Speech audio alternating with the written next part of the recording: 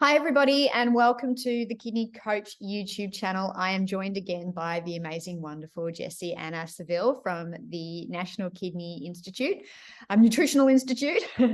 And today we wanted to go over and talk about all things breakfast when it comes to kidney disease, what to eat, when to eat, should you eat, or should you make it alkaline, low carb, high fat, whatever we want to talk about. So we thought we'd really deep dive into how to optimize your breakfast and really get the most out of it, so you're really helping to benefit those kidneys. So Jessianna, thanks again for joining me. I'm always grateful to have you on board and your time and your wisdom to share with everybody in our community. So thank you. Yeah, thanks for having me. Feeling excited to talk about breakfast.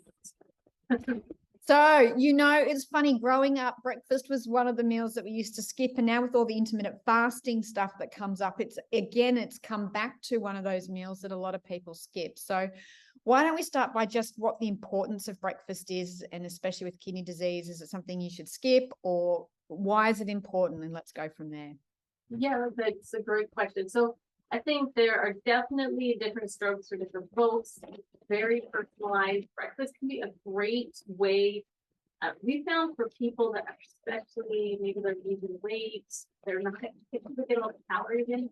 You got a lot in breakfast. There's a whole bunch of strategies you can use to make sure you get enough calories. It can be a great way to put in a lot of very alkaline foods, which we'll talk about later in this episode. But breakfast can be a huge powerhouse for a lot of people.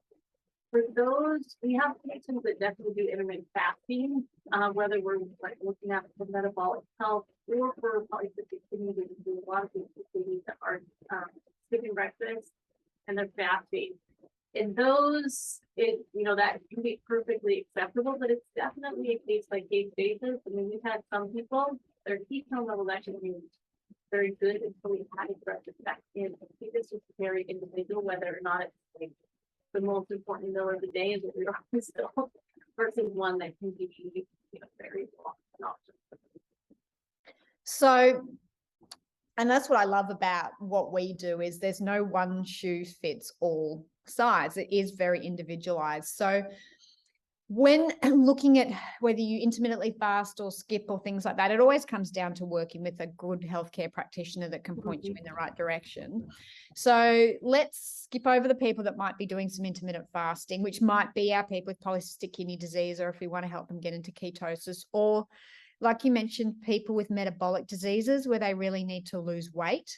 That can be obviously a really big thing with metabolic disease. I find that can be really amazing for, intermittent fasting for metabolic conditions like diabetes and things like that. So for those people that aren't doing that, let's say, what are the kind of things that you are looking at with breakfast, as far as what nutrients need to go in there to set people up for the day, all of those sort of things?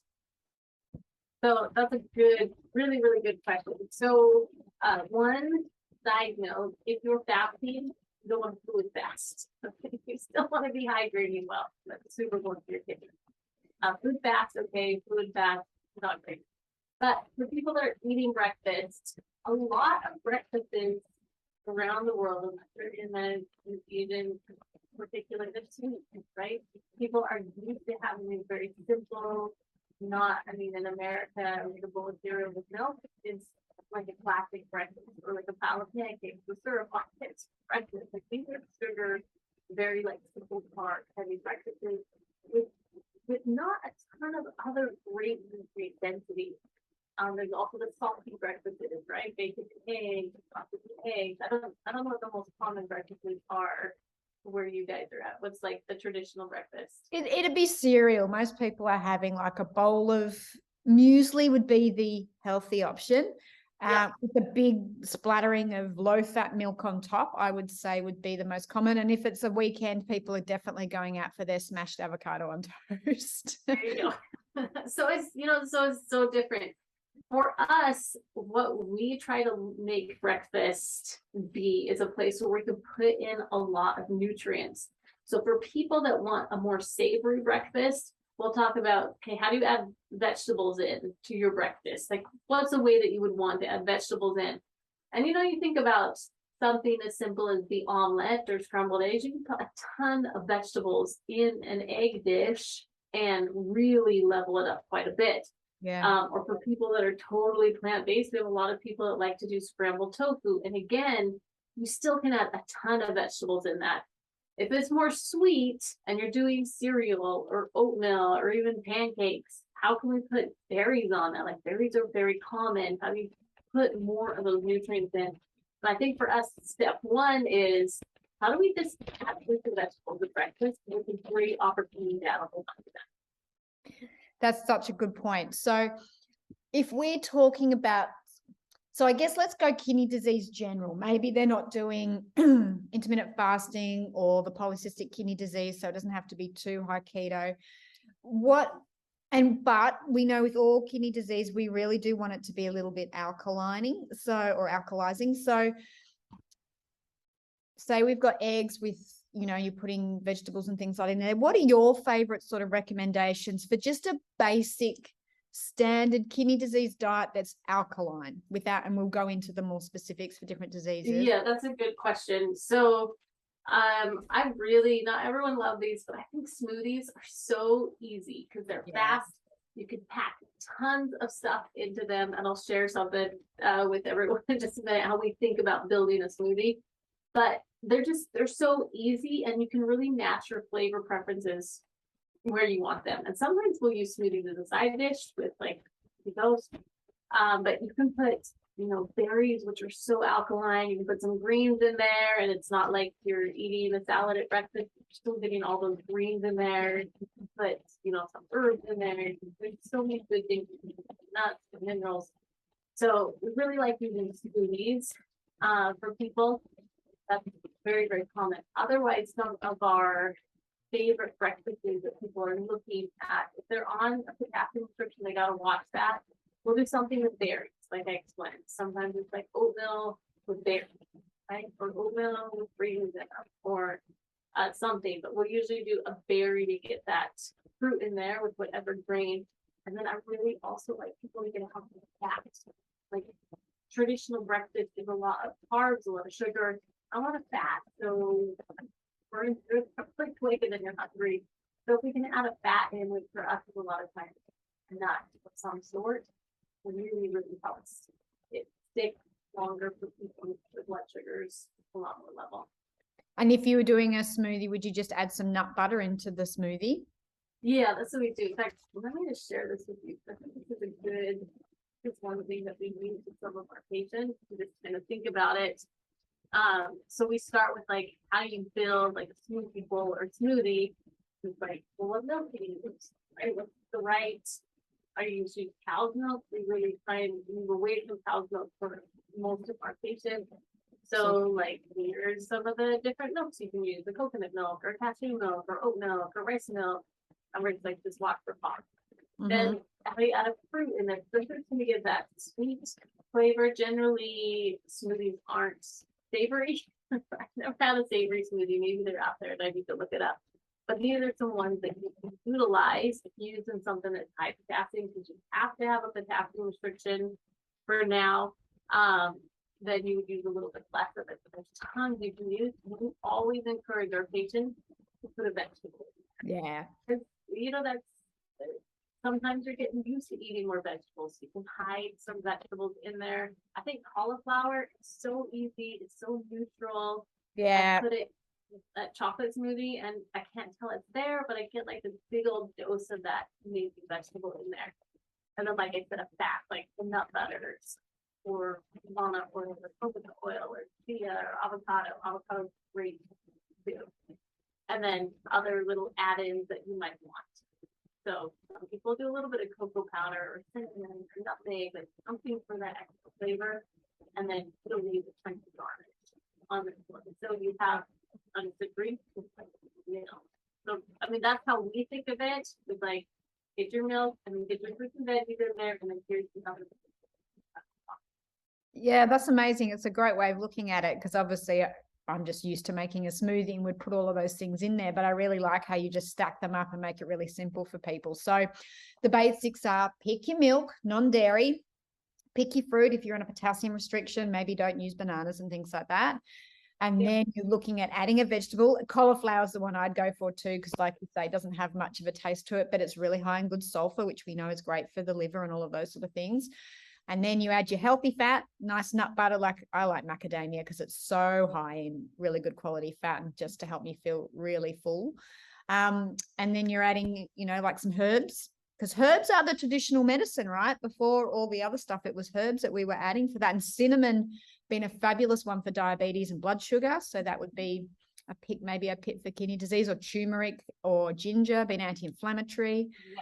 And then a little bit of a garnish. So I love it. What a great idea. Yeah, it's just a way you can bring your medicine into your kitchen, right? Like food is your medicine, right? That's the classic saying. That's hypocrisy. Yeah. You can really bring it into your kitchen, and a smoothie is a way for you to put it in there so it doesn't feel strange, and you usually get a pretty good dose of it in there too. Yeah, great. Well, that's definitely, I know when I'm working with patients with any sort of health condition, smoothies are my kind of go-to. Less so in winter because we look at the Ayurvedic warming sort of stuff. But if you're adding some warmy spices in there, then that's a great idea. Okay. So what are some, say someone says, look, I'm not into liquid breakfast. What are some of your other favorite sort of things to do to make sure? I don't know, you talked about tofu scramble and omelet scramble, which I think are probably my next two go-tos as well. So do you want to walk us through a little bit more about how people can just get heaps of I mean, it's obvious, but what sort of vegetables do you really go for when you're doing like either a tofu scramble or an egg sort of omelette-y kind of thing? Yeah. So we would do, if we're doing a savory dish that has, usually it's an egg base. There's not tons of other, unless again you're looking at Asian cuisine, where you have other meats, unless they're processed for breakfast. And we don't usually eat chicken for breakfast. No. So some people do, but usually people rely on eggs. Eggs are a staple. So if you're doing a tofu scramble or regular scramble, onions are a good starting point for so many people because they taste good. They're used to having those. They taste good with eggs. And what we'll tell our patients to do is you either buy the pre-frozen onions at the store, so you have to chop them up in the morning because time's always a big deal, right? Yeah. Or if you're going to chop up onions, chop up a whole bunch and just put them in your freezer. Then you can just put the frozen onions in there and cook. So we're going to start with onions, and then depends on the person. So if you have a potassium restriction, again, for people that are potassium restriction, they might use more of like peppers and some of the like rougher greens like kale in there. Really, if we can get kale or a green in there, that's the best. So that might be a start for potassium restriction. If you don't have a potassium restriction, which a lot of earlier stage, you don't need to watch out for it, then we can use, more of like a spinach or collards with it and just cook it up really well. I'm trying to think the other things that some of our patients really like to put in there. I've had some patients where they'll do like kind of like an herby, like a spring herby one. So they'll do like carrots and peas and like kind of spring vegetables, and they'll saute it up and then put their egg with it. So it's almost, you think of like a quiche or that type of a dish, and you can put really, really amazing herbs with it then, whether it's like herbs de Provence or it's a great way to put garlic in. Like garlic tastes really good with that onion and pepper. Garlic, yeah. So good for you in so many ways. So those are some things you can do with that kind of savory dish. Sometimes I use it just to clean stuff, like clean vegetables out of my freezer, because I know almost everything goes with eggs. Like almost everything. I'm trying to think what doesn't go, but I'm sure there's a few things that doesn't go. Yeah, no, that doesn't go well with eggs, but no, that'd probably be the main one. But you're right, most things go with everything else goes well. Mushrooms are another good one, right? They're always good. Oh yeah, I forgot about mushrooms. Mushrooms are amazing. You could definitely put mushrooms in there as well. Cool. All right, so that seems to give people a really good basis. So we've got like your egg or tofu scramble with lots of veggies, and we've got your smoothie. So let's get more specific. Let's say someone's got polycystic kidney disease, and so they are on potentially a low carb, high protein, high fat sort of diet. What would you make any differences there? Or how would that look different? That's a good question. So for the keto diet, first we start with like, what do you guys like? What do you like for breakfast? For people that want like a hot breakfast, like a porridge, they feel really stuck. So like, like, what am I gonna do? I want to have a hot porridge. It's a cold day. And hot porridge, whether it's oatmeal, whatever, you can add tons of good stuff in it, but they feel stuck. So we have a couple where we combine like flax and cauliflower and a few chopped nuts, and it cooks up really nice as a porridge. And then they'll slice a few apples on top of it, so it has that sweetness. And when you're on a keto diet, like that tiny bit of fruit is just like, it's so sweet, right? Yeah. It tastes so good. So they'll do that. And then again, you can add those same principles. You can put some nuts on there, which work really good, and some cinnamon or some other spices. So for like a hot porridge, and you can Google like keto hot porridges, there's tons of good ones out there. We would avoid for that population lots of chia, which you'll find sometimes, and a lot of almond, because they've got that heavy oxalate load for that group. Other things that we'll do is, again, egg dishes work really good for keto. We just have people do like a nice sauce on them, or make sure they use a good amount of olive oil. We also do we do have some smoothies where we do our base is like coconut milk, and then they'll put MCT oil in it, and then we'll just do like a quarter cup of blueberries. And for people that want a little bit of sweet, they'll do a few stevia drops in there, and then the ice, and they blend it up, and they still feel like they can have their smoothie, which that's my preferred breakfast. So when I'm following a ketogenic diet, I like to have a keto smoothie that works. Other things that people really love to do if they're bringing that carb load down in the morning is they'll do a good heavy fat yogurt, like a Greek yogurt or a coconut yogurt that they mix MCT oil in, and then they can layer that again with like just a little bit of berries, some nuts in there, and you can make a really good kind of a lighter breakfast if people want something lighter in the morning, but still sweet and not savory. Now, I just have to take you back to, you mentioned making a porridge with cauliflower. And I just know people are going to be like, whoa, whoa, whoa, whoa, just go back to that. Like, what was that about? Because now you and I are adding cauliflower to everything, and people are just like, what? So, because I can imagine that it would taste good, but just walk me through a cauliflower breakfast in a Okay, that's okay. Great question. I know it sounds so weird. The first thing, the number one first thing, if you're going to do a porridge type dish, is you want to have a riced cauliflower. They would call it rice cauliflower. So it's all cut up nice. I find, unless I'm using a food processor, no amount of my magic knife seals is going to get it as small as if I just buy it frozen, and it's way faster. So I just buy rice cauliflower, and the stores tend to run out. I guess a lot of people are doing keto. I don't know. So when I see it there, I buy like 10 bags, and I just put it in my freezer. And that's probably why the stores run out. You're just buying up all the cauliflower. Right? But I just want to show you a picture of what it looks like. Yeah, that'd be great. That cauliflower is really important because it gives it just a little bit of a bite. And cauliflower is very neutral. I mean, it's like tofu in that it kind of absorbs the flavors around it. And so you don't notice it's cauliflower. Like if you just chomp into a raw one, it's really different if you're using it in a porridge. So I just want to show you what it looks like. So this is just an example, a cauliflower porridge. And this was on a diabetes website, so not necessarily even keto, but just to pull this down a little bit to look at the ingredients. Sorry to go through all their ads. So they use cauliflower, and then a nut milk and some cinnamon, a little bit of stevia, peanut butter, and they use some sliced strawberries. That's like the most simple one. We usually put a little bit of flax in there, and then I like the flavor of walnuts, so I'll do chopped walnuts too. Because then I think if all it was is cauliflower, it's not as good as if I just put a few other bits in there. But honestly, you can heat it up same as you would an oatmeal. It's not going to be as mushy as an oatmeal, but you get that same effect of a hot breakfast that fills you up. It feels really good. Yeah, I love it. And it's not, I have to say, it's not one I've ever used in a breakfast, but as soon as you said it, I was like, well, of course, that makes sense. That would be really good. Yeah, and you got to try it. It's a great big vegetable dish for breakfast. So what a great thing to do. And like you say, it's nice and neutral, so it'll absorb all those flavors around it. I love that idea. Thanks. Yeah, and I'm sorry, I forgot one other thing is that we'll also add coconut flakes in there. Yeah. Because the coconut flakes, they don't get as soft as other ingredients when you cook them. So it gives that chewy, some porridges have like a chewy effect, like still oats are chewy. So if you put some coconut flakes in there, for whatever reason, coconut flakes aren't as strong as like a coconut oil or coconut milk. They're a little bit more neutral. So you just get kind of that chewy texture. Yeah. And coconut doesn't have a lot of carbs, a lot of good healthy fat. So another good addition. Amazing. I love that as an idea. Okay.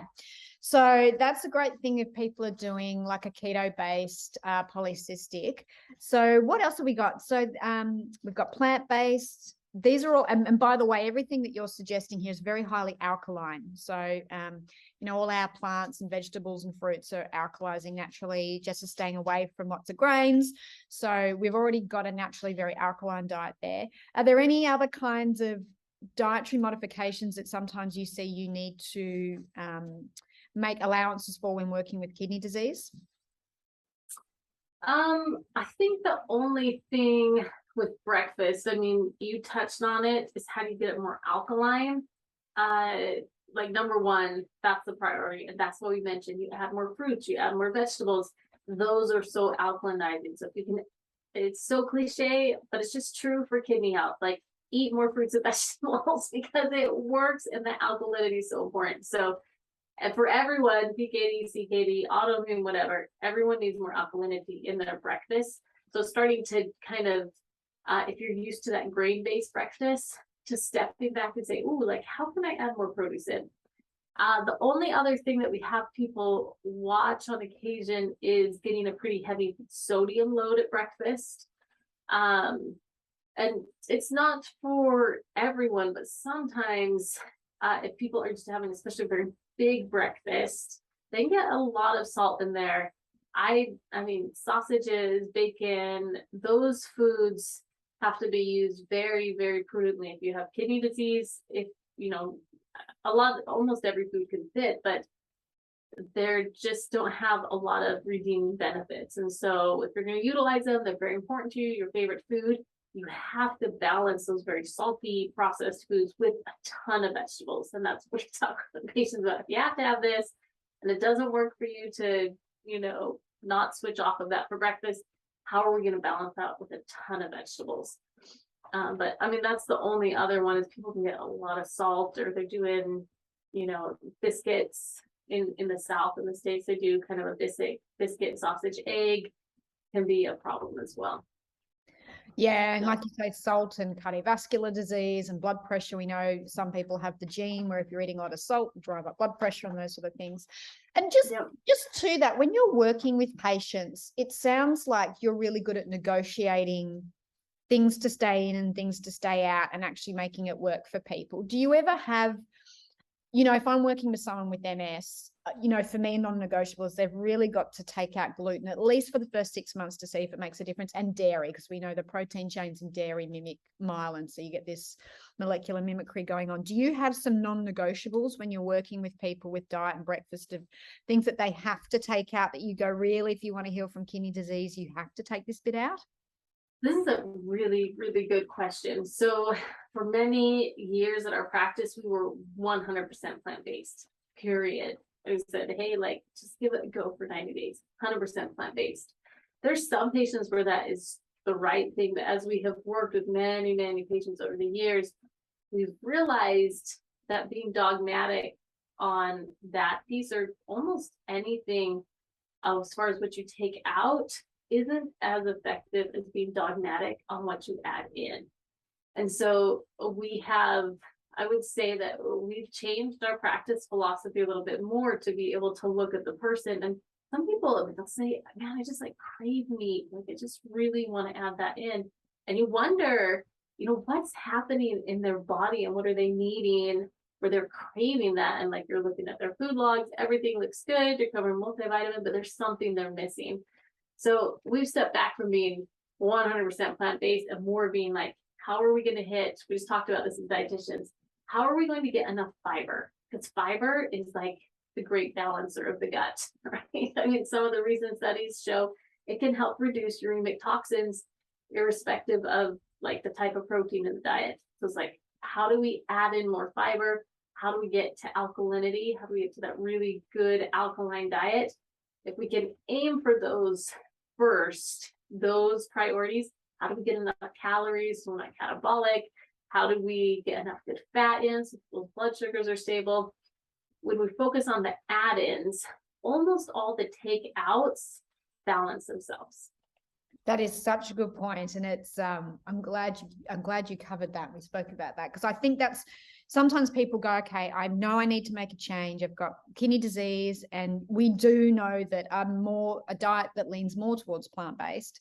Absolutely. There's so much research, like it's non-refutable now with that sort of stuff. But like you say, people struggle, and it's good to see that the mindset is around more about putting in than taking out, because people do, it's a different mindset, right? It's like, you don't have to take this stuff out. This is what you just need to put in. And so people feel like they're gaining rather than losing. And I think that's a very different place for people to be in when they're having to deal with, they're already stressed with potentially life-threatening conditions. And then on top of that, they've got to change their diet drastically. So I think that's a really good point.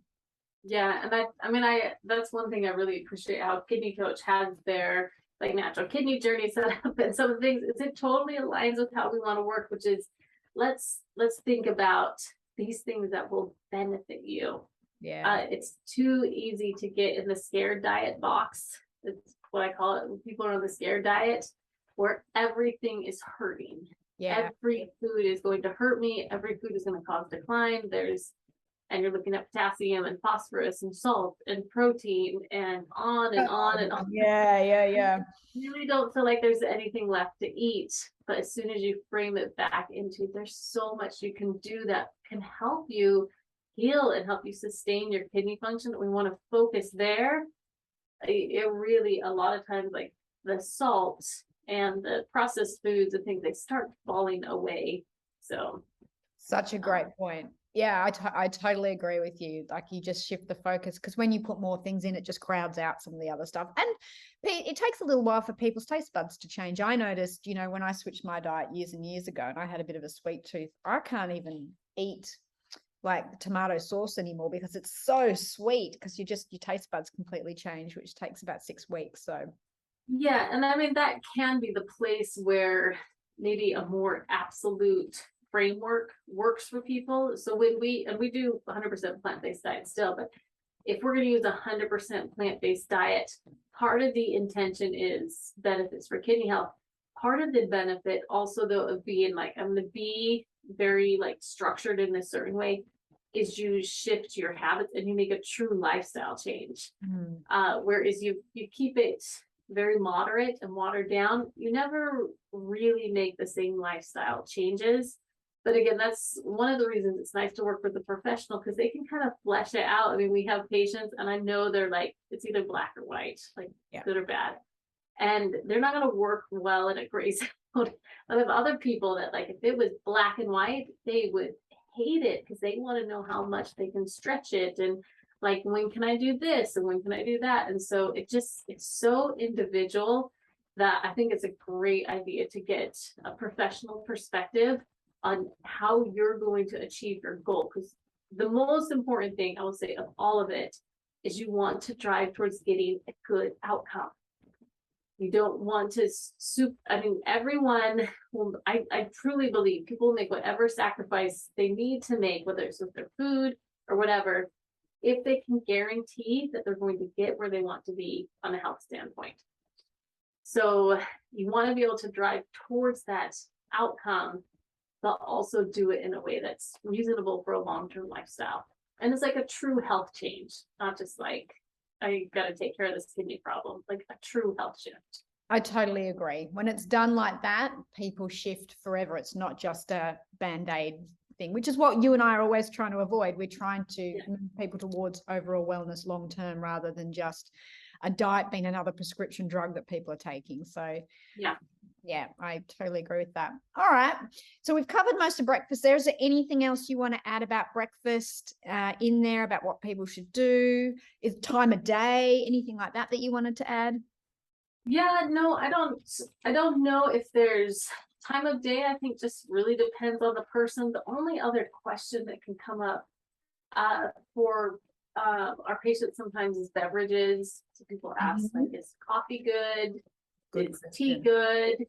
Is Red Bull good? We know the answer to that. What's good? What's bad? So coffee being the most common beverage that's asked about at breakfast, it's a very core part of people's routine is to be able to have coffee. In the most traditional sense, you don't see that your blood pressure changes less than 3 cups a day.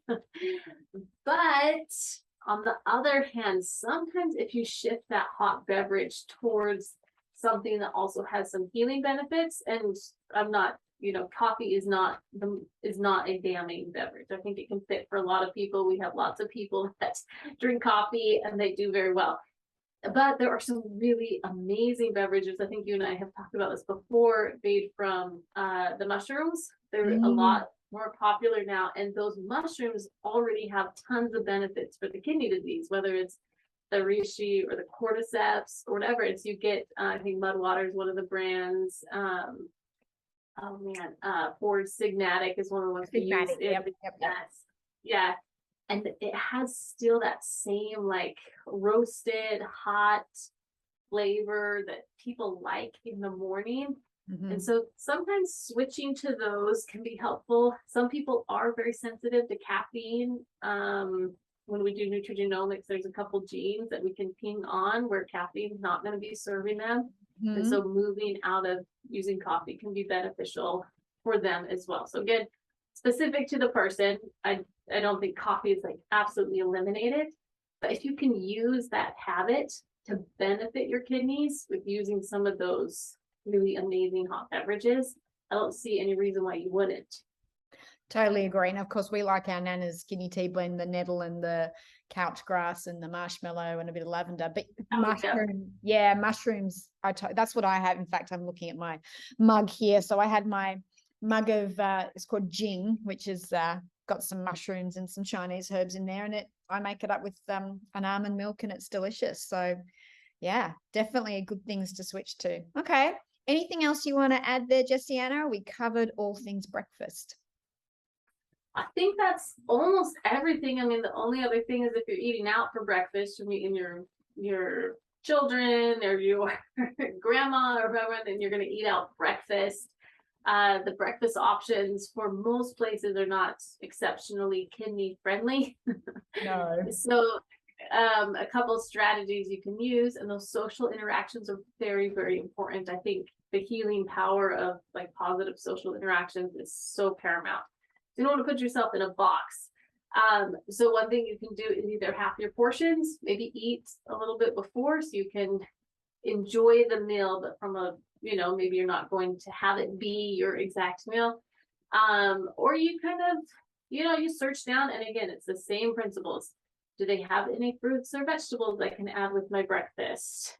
And do they have any, if I'm going to have grains, do they have any whole grains? Do I have more of those like extra fibers in my diet?